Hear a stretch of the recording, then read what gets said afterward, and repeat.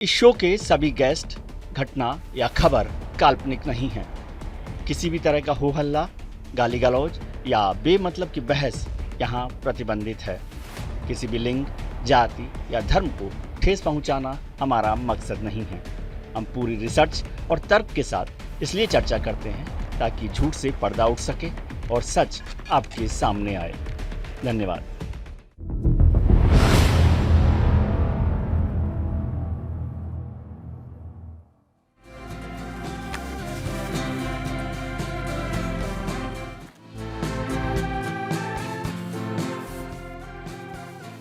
उम्मीदें हैं तो साकार होंगी।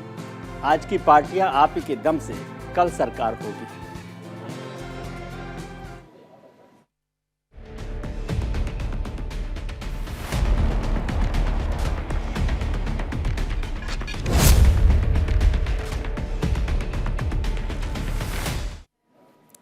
गुजरात विधानसभा चुनाव के पहले चरण की वोटिंग आज शाम को पूरी हो गई। 19 जिलों की 89 सीटों के लिए मैदान में उतरे 788 उम्मीदवारों की किस्मत ईवीएम में कैद हो चुकी। पहले चरण में पिछले बार के मुकाबले काफी कम मतदान हुआ। बीजेपी पिछले 27 साल से गुजरात की सत्ता में है। इस बार बीजेपी 7वीं बार का साथ चाह रही है, लेकिन इस बार भारतीय जनता पार्टी का मुकाबला न केवल कांग्रेस से बल्कि आम आदमी पार्टी आप से भी है, जो अपने आप को मुख्य विपक्षी दल साबित करने की कोशिश में जुटी है। ऐसे में कौन किस पर भारी पड़ेगा ये तो 8 दिसंबर को पता चलेगा। खैर, हम समझते हैं सबसे पहले कि इस बार कितना फीसदी मतदान हुआ। आज गुजरात में पहले चरण का मतदान आज खत्म हो गया है शाम को।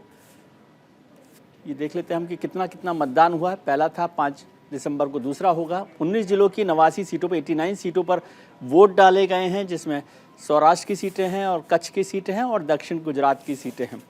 39 पार्टियों के 788 प्रत्याशी मैदान में हैं। चुनावी मैदान में 788 उम्मीदवार हैं, जो 39 पार्टियां छोटी बड़ी मिलाकर पहले चरण में अभी तक के मुकाबले हिसाब से 59.05% के करीब मतदान हुआ है। 59% करीबन मतदान हुआ। ये बदल भी सकता है क्योंकि शाम के बाद देर रात तक इलेक्शन कमीशन की फाइनल रिपोर्ट आती है।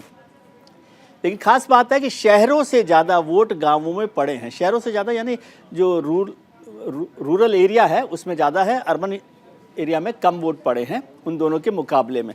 इसको भी हम समझ लेते हैं कि कहाँ कितनी वोटिंग हुई है। ये भी हम देख लेते हैं कि किस तरह के वोट हुए हैं। ये देखिए, ये तीनों आदिवासी इलाके हैं, तापी, डांग और नवसारी। तापी में 72.32, डांग में 64.84, नवसारी में 65.91।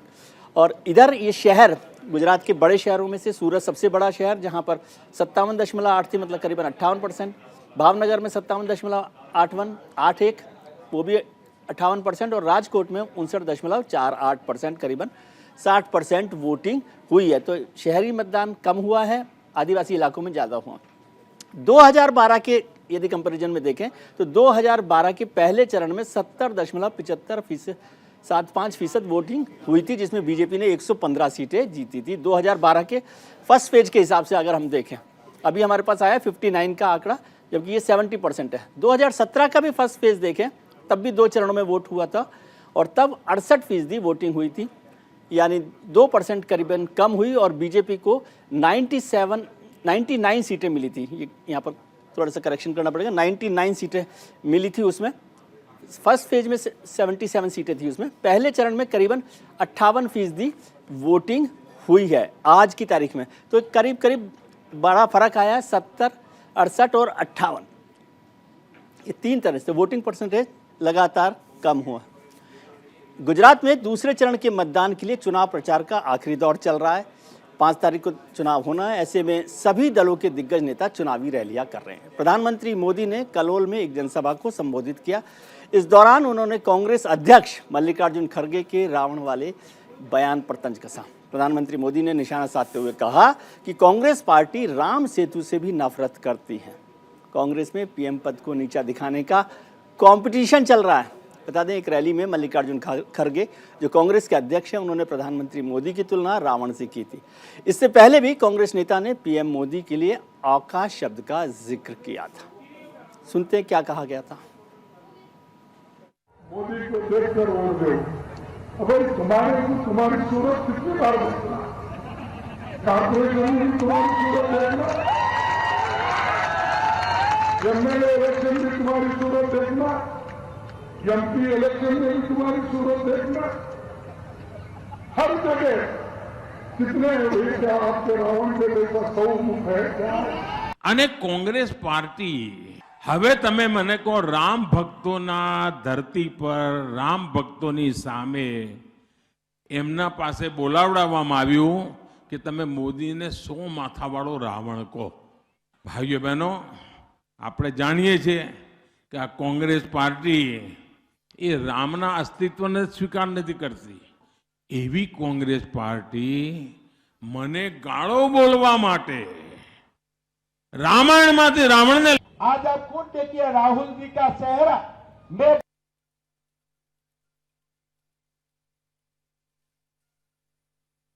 हर बार बोलता हूं, भाई आप भारत जोड़ो यात्रा किया है, आपका चेहरा का थोड़ा चेंज हुआ है। अगर आपको चेहरा ही बनाना है, जवाहरलाल नेहरू जैसा बनाइए, आपका नाना था। आप कम से कम गांधी जी का चेहरा बनाइए। कहां सद्दाम हुसैन जैसा चेहरा बना के देश में घूम रहा है। लोगों के मुद्दों की तो बात ही नहीं कर रहे, गालियां देते हैं बस। मैंने देखे इन सब नेताओं के भाषण, गालियां देते हैं, पानी पी पी के केजरीवाल को गालियां देते हैं। इससे क्या लोगों को समाधान मिलेगा? जितनी भी बार गुजरात में प्रधानमंत्री जी के खिलाफ कांग्रेस ने अपशब्द उपयोग किया, उतनी बार हर बार गुजरात की जनता ने बैलेट बॉक्स के अंदर जवाब दिया। जिस तरह से गुजरात चुनाव में औकात, रावण और कंस जैसे शब्दों का प्रयोग हो रहा है, ऐसे में सवाल उठता है कि क्या गालियों का चुनाव पर कोई असर होगा? गुजरात चुनाव में दूसरा जो बड़ा मुद्दा है वो जातियों का है कि जातियों का कितना असर होगा। और तीसरा महत्वपूर्ण सवाल है कि क्या 7वीं बार भी गुजरात में भारतीय जनता पार्टी चुनाव जीतेगी? आज इसी मुद्दे पर चर्चा करने के लिए हमारे साथ जुड़ रहे हैं राजनीतिक विश्लेषक, वरिष्ठ पत्रकार पंकज शर्मा साहब, वरिष्ठ पत्रकार राजकोट से जुड़ रहे हैं दीपक रजानी साहब, और हिमांशु भयानी वरिष्ठ पत्रकार हमारे साथ जुड़ रहे हैं।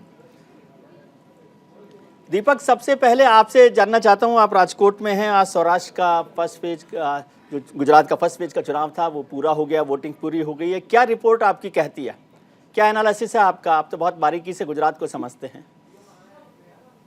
विजय जी, आज जो हुआ है पहले चरण का वोटिंग, उसमें जो प्राइमरी फिगर आ रहे हैं उस हिसाब से 6 से 8% पिछले मुकाबले से कम हुआ है, ऐसा दिख रहा है।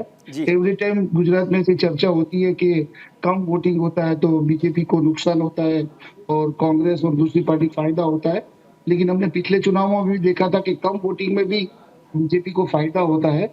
तो आज का जैसा कि आपने पहले बताया कि शहरी इलाके में वोट परसेंटेज गिरा है और ग्रामीण इलाके में वोट परसेंटेज ज्यादा हुआ है। इस टाइम जो ग्रामीण इलाके में वोट परसेंटेज ज्यादा हुआ है उसमें मुझे ऐसा लगता है कि आम आदमी पार्टी और जो बगावती सूर वाले कैंडिडेट है बीजेपी की तरफ से और कांग्रेस की तरफ से, उन्होंने ज्यादा वोटिंग कराने की कोशिश की है। उसका नतीजा ये आया होगा कि ग्रामीण इलाकों में वो ज्यादा वोटिंग हुआ है। लेकिन फिर भी मुझे ऐसा लग रहा है कि एडवांटेज बीजेपी रह सकती है, क्योंकि जिस हिसाब का माहौल पहले से क्रिएट हुआ है गुजरात में, और जितने भी जो बॉक्स होते हैं सारे बॉक्स, उस सारे बॉक्स को बीजेपी ने टिक मार्क किया है। कोई बॉक्स छोड़ा नहीं है विजय जी, चाहे एग्रेसिव कैंपेनिंग की बात हो, घर घर सब अपना प्रचार साहित्य भेजने की बात हो, पब्लिक मीटिंग की बात हो, अच्छा खास करके जो घर पे स्लिप आता है विजय जी, वो भी सारे लोगों के घर पे 2-2, 3-3 बार आ चुका है। कई जगह पे कांग्रेस और आम आदमी पार्टी की तो स्लिप भी नहीं पहुंची है। तो सारे जो फेस है और सारे जो मुद्दे हैं उसमें बीजेपी काफी आगे रही है। तो अगर कम वोटिंग भी हुआ है तो मुझे ऐसा लग रहा है कि एडवांटेज बीजेपी को ही मिलेगा।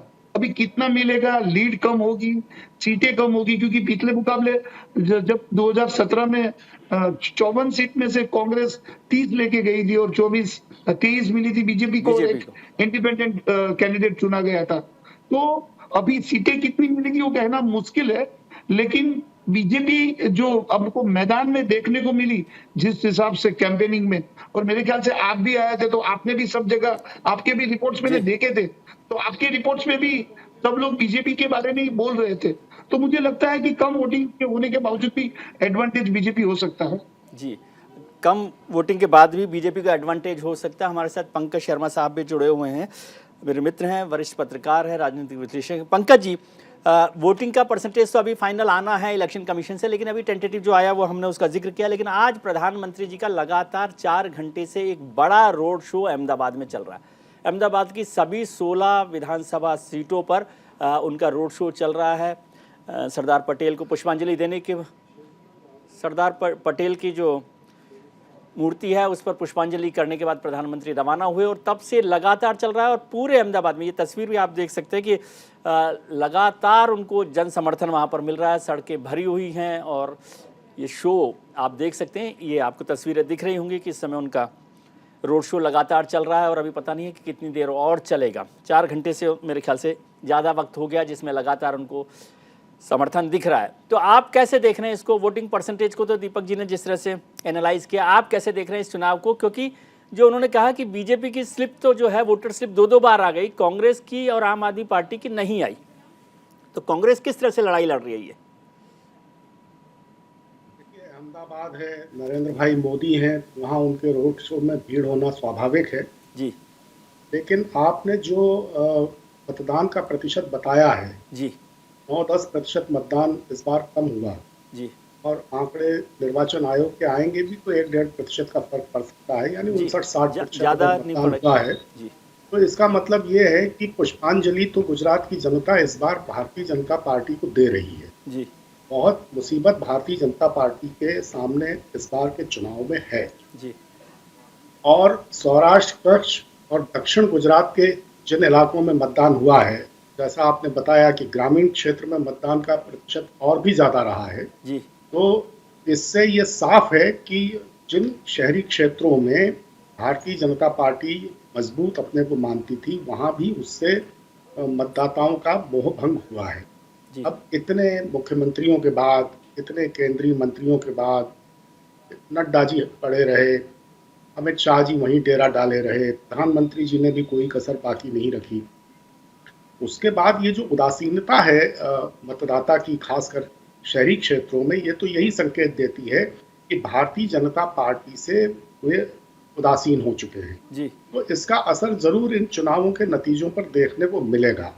और जो गुजरात मॉडल की जो सच्चाई है वो भी धीरे धीरे सबके सामने आ गई है। इस बहस में बार बार इसको दोहराएं, इससे कोई फायदा नहीं कि वहाँ शिक्षा की हालत लेकिन क्या सर है, वहाँ वोटर स्वास्थ्य की उदासीन हालत है, क्या वो तो समझ में आ रहा है। यहाँ तो कांग्रेस के तो लीडर ही उदासीन दिख रहे हैं इस चुनाव में। देखिए, ये जो है कि वोटर पर्चियां कांग्रेस और आम आदमी की तरफ से पहुंची या नहीं पहुंची, इससे आप कोई निष्कर्ष नहीं निकाल सकते जी।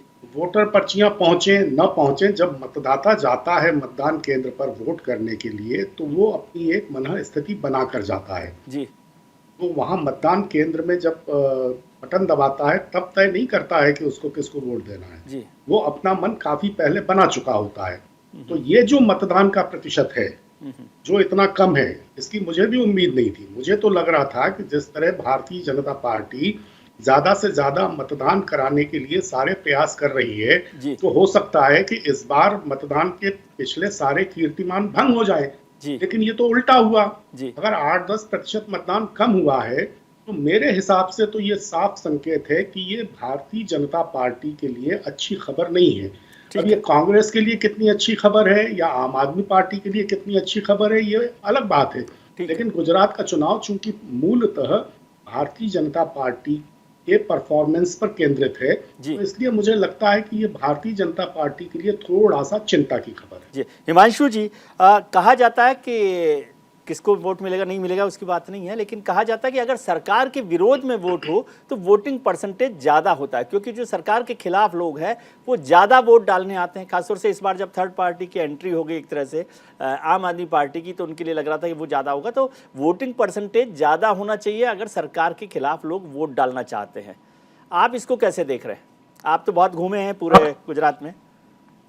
स्टैटिस्टिकली अगर हम देखने जाए तो जिस तरीके से आपने जो आंकड़े रजू की, जो मतलब पेश किए जिस तरीके से कि ये इलेक्शन कमीशन के आंकड़े सर, ग्राम्य विस्तारों में जिस तरीके से मतदान ज्यादा हुआ है, शहरों में कम हुआ है, तो मैं उसे थोड़ा अलग तरीके से देखता हूं कि 13% ओवरऑल वोटिंग पॉपुलेशन बढ़ी है 2017 के मुकाबले जी। तो अगर मान लीजिए कि इतनी मेहनत की होती तो शायद मुझे लगता है कि 69 से अगर 3 या 4% ही आपने बढ़ाया होता तो 75% तक जा सकता था, पर क्यों नहीं गया है इसके कुछ कारण हम समझ लें। पहली बात, शादियों का माहौल है, तो कहीं एक ये बात भी आ रही है कि शादियों के माहौल की वजह से ये वोटर टर्न अराउंड कम हुआ है, ऐसी एक बात आ रही है। वो कितना सच्चा है क्या है वो बाद में पता चलेगा। दूसरा, एक सौराष्ट्र कच्छ और साउथ गुजरात जहां पे ये प्रथम चरण का जो चुनाव था, सौराष्ट्र कच्छ ऐसा इलाका है कि सुबह थोड़ा लो टर्न अराउंड रहा, फिर थोड़ा पकड़ा और दोपहर के बाद थोड़ा बैठ गया। अभी यहाँ पे विंटर की सीजन, मतलब जाड़े के दिन शुरू हो गए, लोग दोपहर को खा के सो जाते हैं, सिएस्टा का कल्चर है सौराष्ट्र कच्छ में, तो शायद वो लोग गए वापस चुनाव मतलब पोलिंग बूथ के लिए, क्योंकि कई जगहों से ईवीएम में कुछ टेक्निकल खामियों की भी बात आ रही, तो वो मतदाता गांव के हो या शहर के हो गए या नहीं, कि वो बात है। और सबसे बड़ी जो चीज है, जो सोचने वाली और समझने वाली बात है, ये है कि अगर हम तीनों पार्टियों की बात करें तो बूथ लेवल का मैनेजमेंट जिसका है, उसकी अगर हम बात करें तो भारतीय जनता पार्टी का है। तो बूथ लेवल का मैनेजमेंट इतना पावरफुल होने के बावजूद 2012 में जब भारतीय जनता पार्टी के कार्यकर्ताओं ने घर घर जाके ये प्रचार किया था कि आप गुजरात के मुख्यमंत्री नहीं बल्कि भारत के प्रधानमंत्री को वोट देते, तब 72% टर्न अराउंड हुआ था। तो इस बार क्या वजह है कि आज आंकड़ा 57-58 पे आके अटक गया है? तो ये मुझे लगता है समझना पड़ेगा। नहीं, लेकिन इसको उलट की ये सर, इसका उलट सवाल भी तो हो सकता है ना कि जो लोग सरकार बदलना चाहते हैं कम से कम वो तो वोट देने आएंगे ना, वो वोट देने नहीं आए ना, इसका मतलब ये है। गांव में आपको दिख रहा है, गांव में टर्न अराउंड ज्यादा है। मैं एक्चुअली वेट कर रहा था 5 बजे तक, क्योंकि गांव के आंकड़े मेरे पास नहीं आए थे रूरल बेल्ट्स के। तो रूरल बेल्ट्स के आंकड़े जिस तरीके से आते हैं तो उसमें लग रहा है कि रूरल में टर्न अराउंड जिस तरीके से हुआ है वो कैसे ट्रांसलेट होगा वोट्स में देखना पड़ेगा। और जैसे मैंने कहा कि एक ही पार्टी है जिसका बूथ लेवल का मैनेजमेंट है, तो क्या हम ये मान के चले कि जिस तरीके से रिवोल्ट के सुर आ रहे थे, बगावत के सुर आ रहे थे, तो कहीं वो लोग निष्क्रिय रहे हैं? क्योंकि आप जामनगर देखिए, जामनगर नॉर्थ रीवाबा जडेजा जहां से कंटेस्ट कर रही है, रिलायंस के प्रेसिडेंट, कल हमको पता चला परिमल नथवानी घर घर जाके रीवाबा के लिए वोट की बात कर रहे थे। तो आज वहां पे आप टर्न अराउंड देखिए कंपैरेटिवली 55%। मतलब ये कुछ समझ नहीं आ रहा है, ठीक है, इनएक्टिव रहा है बूथ लेवल का कार्यकर, या फिर शहरों में जो मतदाता आए वो सिर्फ कमिटेड वोटर्स है किसी पार्टी के, या गांव में जो मतदाता है वो सिर्फ कमिटेड है किसी पार्टी के।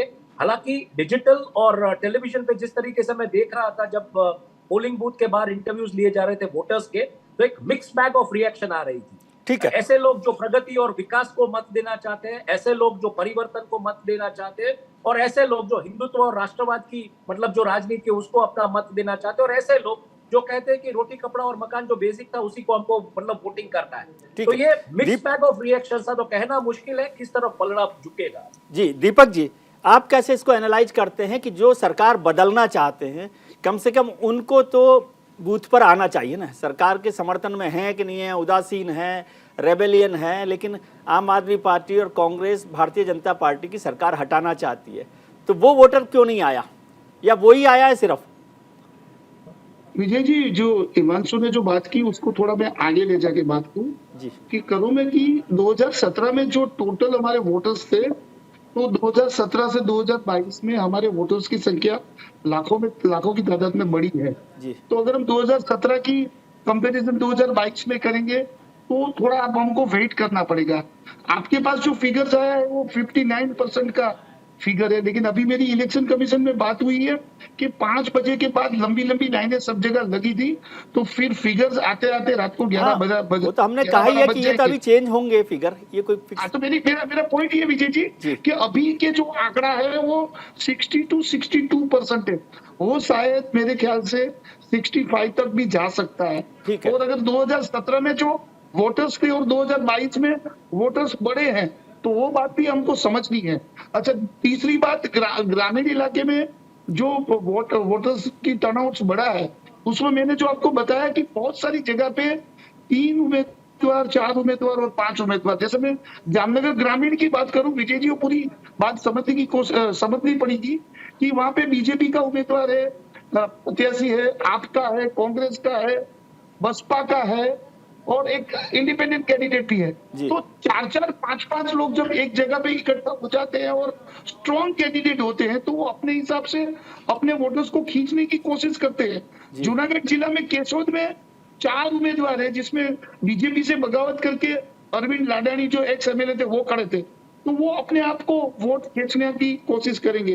तो बहुत सारी जगह पे ग्रामीण इलाके में ये हुआ है, अपने जैसे धारी सीट है अमरेली में, वहां पे आम आदमी पार्टी के उम्मीदवार बहुत स्ट्रॉन्ग है, कांति भाई सटासिया। लोग तो ये बोल रहे हैं कि शायद ये सीट आम आदमी पार्टी को जा सकती है, तो उन्होंने भी काफी मेहनत किया है।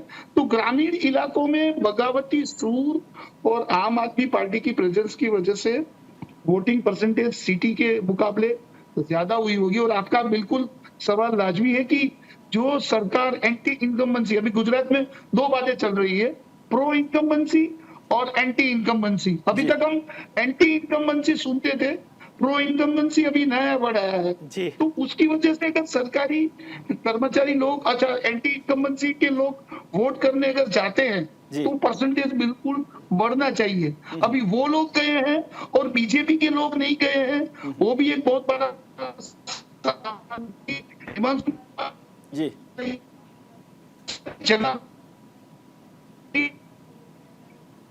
जी दीपक आपके पास आऊंगा जी, मैं आपके पास आता हूं। पंकज जी, एक चीज समझना चाहता हूं, एक और चुनाव के मसले पर जो चर्चा हो रही थी जिसको हमने विषय बनाया, प्रधानमंत्री का अपमान करना या गालियों की बात करना। सब लोग पार्टीज में एक दूसरे पर बड़े कमेंट जो हैं, जिससे हम लोग सम्माननीय भाषा तो नहीं कहते, उसका बहुत इस्तेमाल हुआ और हैरानी होती है, क्योंकि आपने जैसे कहा कि अहमदाबाद में तो प्रधानमंत्री का बड़ा रोड शो होना कोई वो बात नहीं है, अचंभे वाली बात, वो भी ठीक है, लेकिन प्रधानमंत्री हैं, गुजरात में वो बहुत लोकप्रिय है, देश में भी है, लेकिन गुजरात में तो सबसे ज़्यादा है। यदि आप उन पर अटैक करेंगे तो इससे क्या चुनाव में फ़ायदा उठा पाएंगे? आप उन्हें औकात शब्द का इस्तेमाल करेंगे, आप उनको रावण का इस्तेमाल करेंगे, कुछ और तमाम तरीके के शब्दों का इस्तेमाल हुआ है और वो उसको यूज कर रहे हैं। आप कहेंगे कि वो उनको एनकैश कर रहे हैं, वो तो एनकैश करेंगे यदि आप बोल रहे हैं। तो ये क्या कांग्रेस की एक सोची समझी रणनीति है या ये गलती है? क्योंकि 2014 में चाय वाले से आज तक, चौकीदार चौड़ से लेकर और आज औकात तक, कांग्रेस को नुकसान ही उठाना पड़ा है। देखिए, इसमें तो विजय जी कोई दो मत हो ही नहीं सकते हैं कि भाषा की मर्यादा रखनी चाहिए और सभी को रखनी चाहिए जी। लेकिन ये संस्कार भारत की राजनीति में शुरू किसने किए जी? पहले तो ये नहीं होता था। नेहरू जी थे, लोहिया जी थे, इंदिरा जी थी, जयप्रकाश जी थे, उनके जमाने में मधुसूदन दत्त थे, बहुत से लोग थे, अटल जी थे, आडवाणी जी थे, सोमनाथ चटर्जी थे, इंद्रजीत गुप्ता थे। आपस में मतभेद थे, स्पर्धा थी, लेकिन एक मित्र भाव था, एक कॉमरेडरी थी जी। इसको किसने भारतीय राजनीति में इन संस्कारों को भंग किया जी? 8 नवंबर 2018 को राज्यसभा में आप रेणुका चौधरी को शूर्पणखा कह दें, कोई बात नहीं। 2004 में आडवाणी जी की भारत उदय यात्रा हुई थी, आपको याद होगा, तब मोदी जी ने सोनिया जी के लिए किस शब्द का इस्तेमाल किया था? जी। जर्सी काऊ। सोनिया गांधी को बार बाला किसने कहा? राजस्थान विधानसभा का जब पिछला चुनाव हो रहा था तो जयपुर की सभा में मोदी जी ने 4 दिसंबर को सोनिया जी के लिए किस शब्द का इस्तेमाल किया था? कांग्रेस की विधवा। राहुल गांधी को हाइब्रिड बछड़ा किसने कहा था? मोदी जी ने तो आरोप लगाया जब सोनिया जी बीमार थी और वो विदेश गई इलाज कराने के लिए। सर, मैं तो सबके लिए कह रहा हूँ, मैं ये कह रहा हूँ कि किसको नुकसान होगा, फायदा होगा, ये बात है कि क्या कांग्रेस को इससे फायदा होगा। मैं ये कह ही नहीं रहा कि केवल कांग्रेस कर रही है, हमने तो सबका जिक्र किया ही है। बात इन चीजों से किसी का फायदा नहीं होता है। इन चीजों से जो भी इस तरह के की बातें करते हैं, जो भी इस तरह के शब्दों की बौछार करते हैं, नुकसान ही उठाते हैं, फायदा उठाने की तो बात ही नहीं है जी। अभी तो आपने देखा होगा ना, लोकसभा के पिछले मॉनसून सेशन में जो एक मोदी सरकार की हमेशा ज्वालामुखी की तरह धधकती रहने वाली युवा मंत्री हैं, उन्होंने सोनिया जी के साथ कैसा दुर्व्यवहार किया था संसद के भीतर। कांग्रेस को उस पर विशेषाधिकार प्रस्ताव तक लाना पड़ा था। तो मेरा कहना यह है कि कांग्रेस के किसी नेता ने 100 मुंह है क्या पूछ लिया, या औकात, वैसे तो मैं नहीं मानता कि औकात कोई गाली है, लेकिन चलिए ऐसे शब्दों का भी इस्तेमाल नहीं होना चाहिए।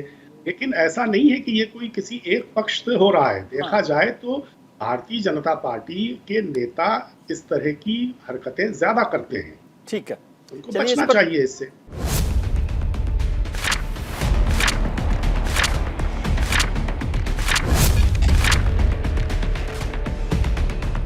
चर्चा कर रहे हैं गुजरात के पहले चरण के चुनाव के, और इस वक्त प्रधानमंत्री नरेंद्र मोदी अहमदाबाद में रोड शो कर रहे हैं। पिछले 4 घंटे से वो लगातार रोड शो चल रहा है। सरदार पटेल को पुष्पांजलि करने के बाद प्रधानमंत्री अहमदाबाद की सभी 16 सेगमेंट जो हैं विधानसभा के, वहाँ पर से अपना सफ़र पूरा कर रहे हैं। साबरमती तक पहुँचेंगे। अभी ये शो चल रहा है। अहमदाबाद की सड़कों पर दोनों तरफ प्रधानमंत्री का स्वागत करने के लिए लोग खड़े हुए हैं।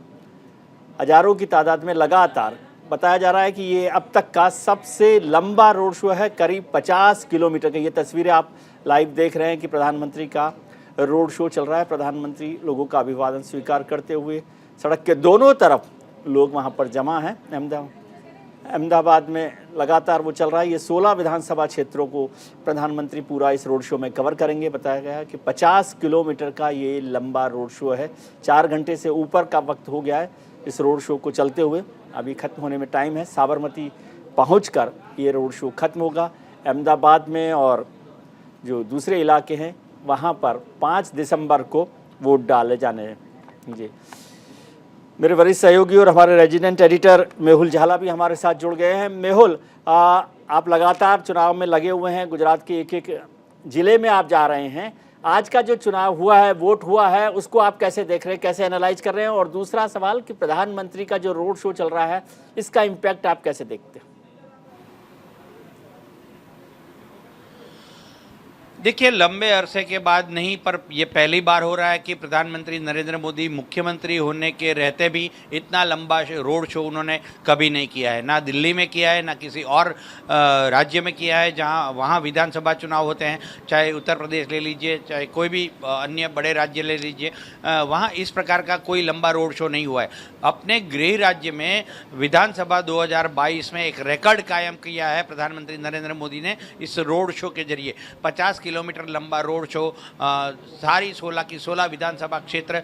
चूँकि मैं आपको बताऊं कि केवल एक चेहरा ही गुजरात विधानसभा अहमदाबाद के जो विधानसभा क्षेत्र है उसमें घाटलोड़िया भूपेंद्र पटेल रिपीट हुए हैं, बाकी सभी। जी,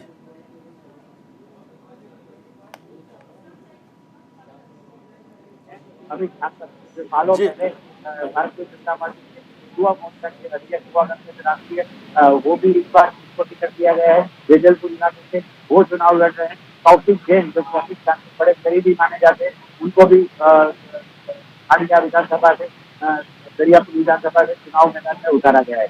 कुल मिलाकर देखा जाए तो ये दूसरे चरण के जो चुनाव है उस पर एक इम्पैक्ट डालने की बात है। मैंने इससे पहले भी कहा था कि प्रधानमंत्री मोदी के चेहरे पर ये गुजरात विधानसभा चुनाव लड़ा जा रहा है।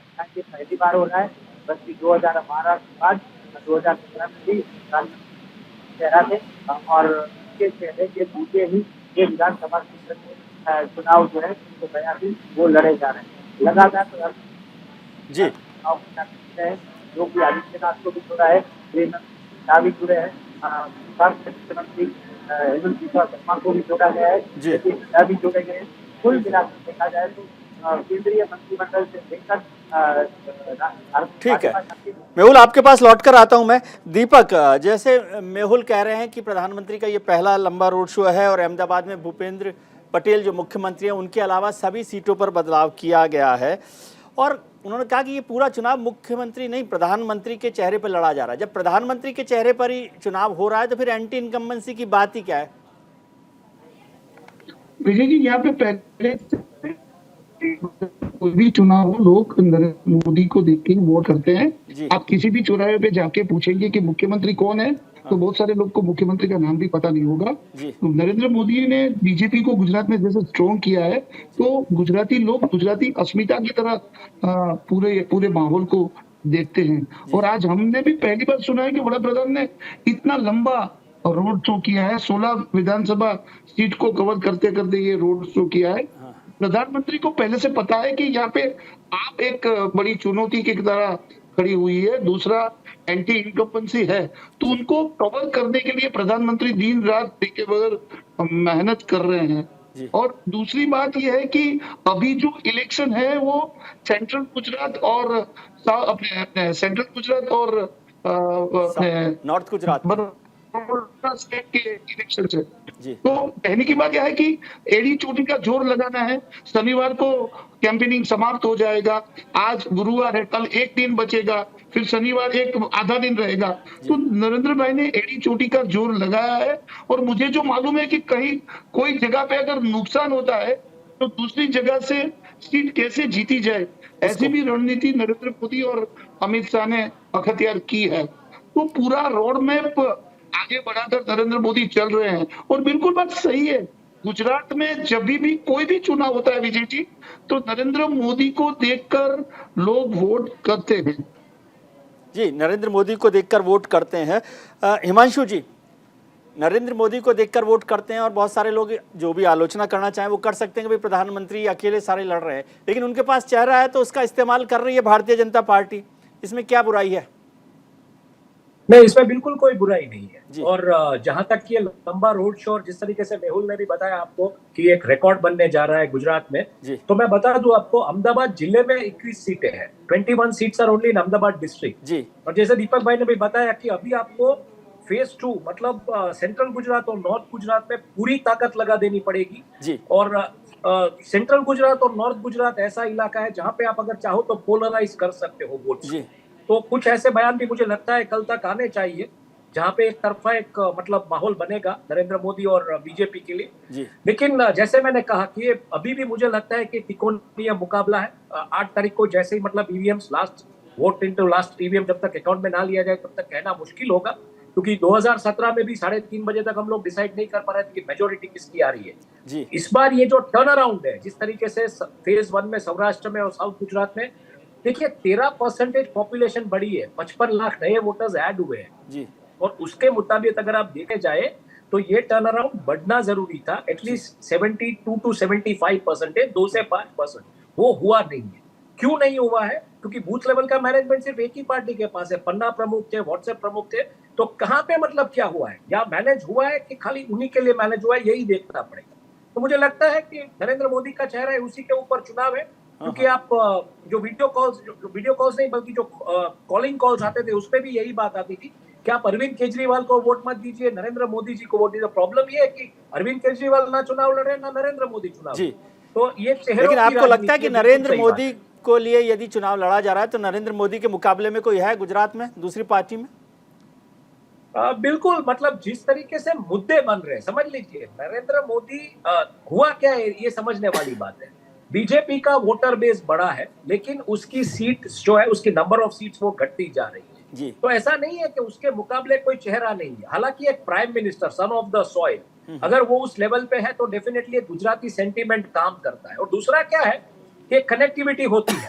कहीं ना कहीं नरेंद्र भाई ऐसे नेता है कि आप अगर राजकोट में किसी से पूछ लीजिए तो वो भी मतलब जाके नरेंद्र भाई को मिलके आया होगा। आप कहीं द्वारका में जाके पूछ ले तो द्वारका से भी कोई मिलके आया होगा। लेकिन आपको शायद ऐसा नेता नहीं मिलेगा जो एक जमाने में राजीव गांधी से या इंदिरा गांधी से उस तरीके से उसका नाता हो या उस तरीके से कनेक्ट हो।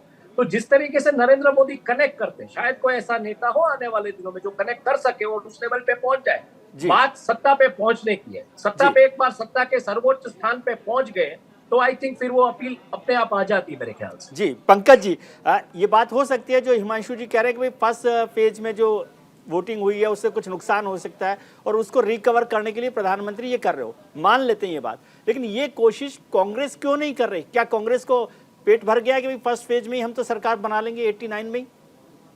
कांग्रेस कहाँ है? कांग्रेस का रोड शो, कांग्रेस के लीडर्स, कांग्रेस फर्स्ट फेज में जो हो गया 89 भी आ जाती तो भी अभी 7-8 सीटें और चाहिए सर आपको, कांग्रेस को।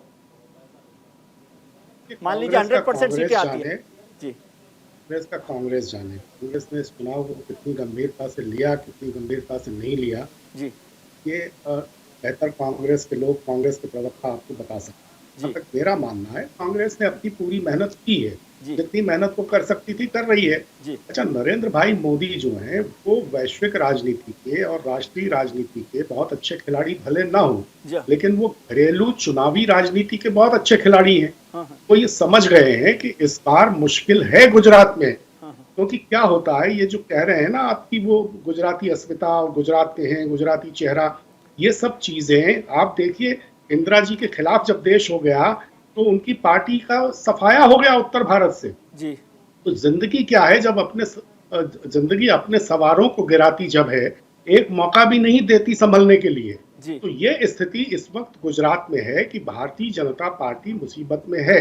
इसलिए नरेंद्र भाई मोदी को अहमदाबाद में ये 5-6 घंटे का एक इतना बड़ा रोड शो करना पड़ रहा है, क्योंकि वो जानते हैं कि इस बार समस्याएं हैं, इस बार परेशानियां हैं। गुजरात का जो मॉडल है, विकास का जो मॉडल है, वो शहरी इलाकों में पूरी तरह खुलकर लोगों के सामने आ गया है। तो शहरी मतदाता उदास है, क्योंकि विकास के आंकड़ों की जो असलियत है वो लोग समझ गए कि ये विकास के आंकड़े सच नहीं है।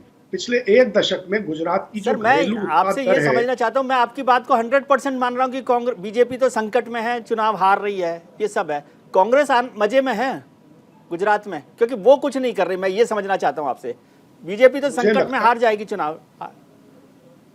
नहीं, मैं ये नहीं कह रहा कि भारतीय जनता पार्टी चुनाव हार जाएगी। मैं ये भी नहीं कह रहा कि कांग्रेस चुनाव जीत जाएगी या अरविंद केजरीवाल सरकार बना लेंगे।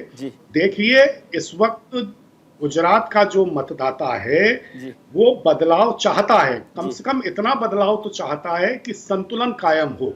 क्योंकि ये जो एक तरफा हुकूमत चल रही है गुजरात में भी और देश में भी, इससे वो उकता गया है। तो एक संतुलन का मन जरूर है। अब इसमें बदलाव कितना हो पाएगा? क्या भारतीय जनता पार्टी सरकार ही नहीं बना पाएगी, या भारतीय जनता पार्टी कुछ थोड़ी बहुत सीटों से सरकार बना लेगी?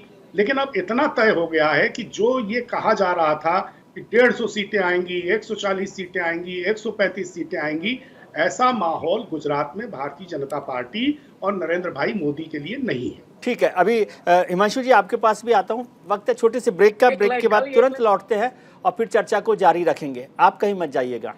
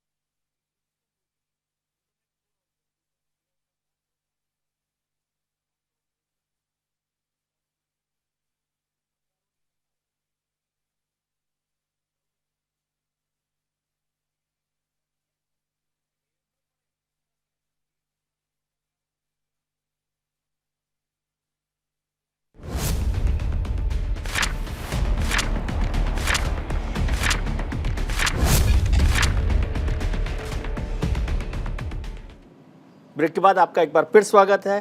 हम चर्चा कर रहे हैं गुजरात के चुनावों की, पहले चरण की वोटिंग की, लेकिन दूसरे चरण की वोटिंग का भी अब पास वक्त आ गया है। शनिवार को वहां पर प्रचार खत्म हो जाएगा, इसलिए प्रधानमंत्री का एक रोड शो इस वक्त अहमदाबाद में चल रहा है। पिछले 4-साढ़े 4 घंटे से लगातार 16 विधानसभा क्षेत्रों को कवर करते हुए प्रधानमंत्री लगातार रोड शो पर चल रहे हैं और अहमदाबाद की सड़कों पर उनके अभिवादन के लिए हजारों हजार लोग दिखाई दे रहे हैं। ये ताज़ा तस्वीरें आप सीधे अहमदाबाद से देख रहे हैं।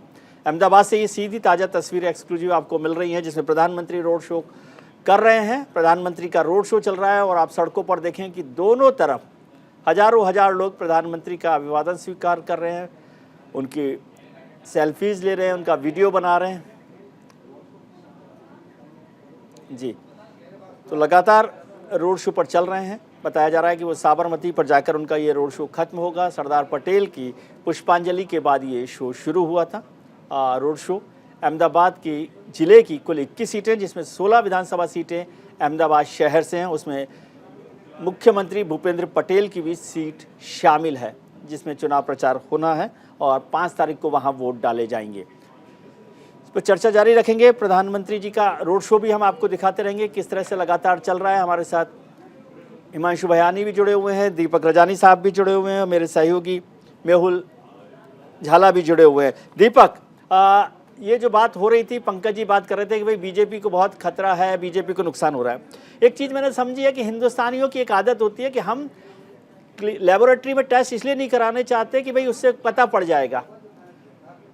अब यदि लेबोरेटरी में जाकर आपको टेस्ट पता पड़ गया कि आपको बीमारी है तो उसका इलाज करवा सकते हैं। वो इलाज भारतीय जनता पार्टी कर रही है, उसको फर्स्ट फेज की अपनी एक्सरे रिपोर्ट, अल्ट्रासाउंड, उससे पता पड़ गया होगा कि भाई मुश्किल है, तो प्रधानमंत्री जी लगातार रोड शो में लगे हुए, मान लिया। लेकिन कांग्रेस ये कहती है कि भाई इलाज वो ना टेस्ट करवाओ ना पता पड़ेगा कि गड़बड़ है, अपने तो यूं ही ठीक हो जाएंगे।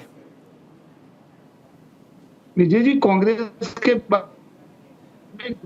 ये कहा जाता है कि पब्लिक अगर उसको जिताना चाहती है तो उसको जीतना है जी। चुनाव जीतने के लिए कितनी मेहनत करनी पड़ती है, वो जो चुनाव जीतने वाला आदमी या चुनाव में जाने वाला आदमी को आप पूछेंगे तो पता चलेगा। नंबर 1। नंबर 2, बीजेपी गुजरात में बहुत ही स्ट्रॉन्ग है। जितनी भी आप एंटी इनकम्बेंसी की बातें करो, गुजरात में जो बीजेपी 27 साल से जीत रही है। नरेंद्र मोदी ने लोकसभा का चुनाव 2 बार जीता। नरेंद्र मोदी के दिल्ली जाने के बाद कितने स्टेट में लगातार बीजेपी जीती। अभी हम ये बोले कि नरेंद्र मोदी चुनाव जीतने के जो स्ट्रैटेजी है उसके खिलाड़ी है, लेकिन भाई चुनाव में तो जो जीता वही सिकंदर होता है। चुनाव में आप ऐसा बोलो कि भाई एंटी इनकम्बेंसी है, पब्लिक आके आप उनको वोट कर दे, विजय जी ऐसा नहीं होता है। कांग्रेस को जो सोशल इंजीनियरिंग को ठीक करती है, लेकिन जो पूरा खास करके आप ये देखिए कि सोशल मीडिया का जो कैंपेन चला पूरे गुजरात में, उसमें आगे बीजेपी और आप रही, कांग्रेस काफी पीछे रही। पब्लिक मीटिंग का आप देखिए, कांग्रेस पब्लिक मीटिंग में भी पीछे। डोर टू डोर कैंपेनिंग में भी आप देखिए, कांग्रेस पीछे। तो सिर्फ अच्छे कैंडिडेट्स देने से जीतने की बात आती है या जीतने की बात कोई करता है तो वो बात गले पे नहीं उतरती है। तो सारे मुद्दे पे मेहनत करने के बाद नतीजे आते हैं और हमने बीजेपी को बहुत करीब से देखा है। इतनी मेहनत, आज प्रधानमंत्री कितने दिनों से गुजरात में मेहनत कर रहे हैं, कितने घंटा वो प्रचार में लगे हुए हैं। कांग्रेस का एक आदमी आप मुझे बताइए कि इतना मेहनत उसने किया होगा। उनके सामने आम आदमी पार्टी ने काफी मेहनत की है। तो कहने की बात क्या है कि गुजरात में बीजेपी स्ट्रॉन्ग है, नरेंद्र मोदी ने और स्ट्रॉन्ग किया है। और मैं तो एक बात और आपको बताऊंगा कि गुजरात बीजेपी और नेशनल बीजेपी के बीच आप कंपटीशन करवाएंगे ना, कंपटीशन, तो मैं मानता हूं कि नेशनल बीजेपी गुजरात बीजेपी के पास हार जाएगी। इतना स्ट्रॉन्ग नेटवर्क गुजरात में है। ठीक है, हिमांशु जी से इस पर जवाब लूंगा, लेकिन मेहुल थोड़ा सा अपडेट मुझे बताइए कि अहमदाबाद में क्या चल रहा है और क्या वाकई इतनी चिंता की बात है बीजेपी को कि प्रधानमंत्री जी को 5 घंटे 6 घंटे सड़क पर रोड शो के लिए निकलने पड़े?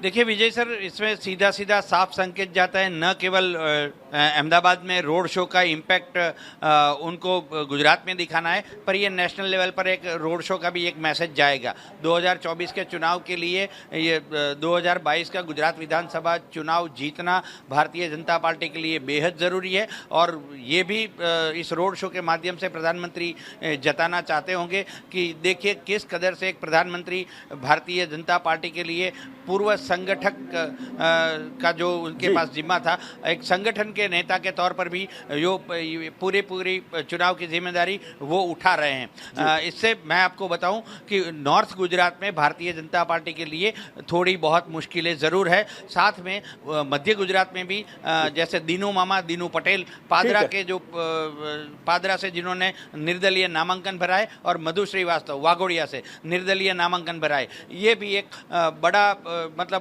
उलटफेर कर सकते हैं। भले जीत ना पाए पर तो वोट तो भारतीय जनता पार्टी के ही तोड़ेंगे, नुकसान कर सकते हैं। उत्तर गुजरात में अब तक मैं बताऊं कि कांग्रेस का गढ़ माना जाता था, इस बार सेंधमारी करने की कवायद भारतीय जनता पार्टी की चल रही है। हो सकता है शायद यही उत्तर और मध्य के लिए प्रधानमंत्री जी का आज का ये रोड शो आयोजित हुआ। हिमांशु जी, आपका लास्ट कमेंट मैं चाहता हूं कि ये सब कुछ हमने देख लिया, हालांकि ये मुझे ऐसा लग रहा है कि कोई फर्स्ट आने वाला जो बंदा हो जो पढ़ाई करता रहे तो हम उस पर कमेंट करते हैं, अरे ये फर्स्ट क्या आएगा, दिन भर पढ़ाई ही करता रहता है तो फिर फर्स्ट आना ही है। तो हमें तो किसी ने मना नहीं किया था कि आप फर्स्ट आने के लिए मत पढ़िए दिन भर। नहीं, वो बात सही है। जैसे मतलब एक बात आ रही है कि कांग्रेस क्यों इतनी एग्रेसिव नहीं है। जी। तो मुझे ऐसा लग रहा है जिस तरीके का माहौल फिलहाल है देश में, जी। जहाँ पे आप स्टेट्स की मतलब कोई फाइनेंशियल इंडिपेंडेंस नहीं है, तो आप सत्ता में आके भी क्या करें, क्योंकि आपका बेसिकली आपको जो केंद्र देगा आपके जीएसटी में के शेयर में से, उसमें से आपको निकालना जी। है। बाकी बात हो रही थी जो दूसरे सज्जन थे जिन्होंने बोला कि पहले 150 का आंकड़ा आ रहा हो, तो कल मैं बताऊं कल बुकी बाजार के क्या रुझान आए। बुकी बाजार में पहले स्टार्टिंग 148 से हुआ था और कल 112 सीट पे रुझान बुकी बाजार में अटके। ठीक है। और कल अगर आप स्टॉक मार्केट देखें तो भी बहुत ऊपरी में खुला, आज भी ऊपरी में खुला। तो कहीं ना कहीं मतलब ये सेंटीमेंट भी स्टॉक मार्केट की तरफ से भी कहीं ऐसा नहीं जाना चाहिए कि बीजेपी नेगेटिव में चल रही है गुजरात में। तो ये सब कंट्रोल कैसे होता है ये समझने वाली बात है। पर बिल्कुल कांग्रेस, मुझे लग रहा है कांग्रेस जिस तरीके से राहुल गांधी ने जिस तरीके से भारत जोड़ो यात्रा में जो अपनी एनर्जी लगाई है, और गुजरात में भारत जोड़ो यात्रा इसलिए जानबूझ के नहीं लाए कि उसका कोई पॉलिटिकल माइलेज या उसको कोई पॉलिटिकल कनेक्ट ना मिला है, उसके ऊपर मतलब फिर बातें आ जाए और वो बातें फिर ट्विस्ट होकर वापस प्रधानमंत्री या नरेंद्र मोदी के ऊपर चली जाए। तो मुझे लग रहा है एक स्मार्ट मूव है कि जैसे दीपक भाई ने बोला कि मिलता है तो ठीक है, तो खाना खा लेंगे, वरना नहीं मिलता है तो इतना कमिटेड अपना मतलब एक जो वोट शेयर है और वोट बेस है उस पर हम चला लेंगे। क्योंकि इवन 2002 में 52 पे थे कांग्रेस और आज की तारीख में 78 तक पहुंचे। ठीक है सर, तो मेहनत कर रहे हैं अपने तरीके से। चलिए समझ में आई बात कि भाई सब पार्टी अपने अपने तरीके से कर रही है, लेकिन मुझे ये बात कम समझ में आती है कि यूपीएससी क्लियर करने के लिए कि यूपीएससी में नंबर आ जाएगा इसलिए ग्रेजुएशन भी ठीक से ना करो, हम अपनी तैयारी यूपीएससी की करते रहे, अपना अपना तरीका है सर। बहुत बहुत शुक्रिया पंकज शर्मा जी, दीपक रजानी जी, हिमांशु बयानी जी और मेरे सहयोगी मेहुल झाला, आप सबका बहुत बहुत शुक्रिया कि आपने वक्त निकाला, मेरा ज्ञानवर्धन किया।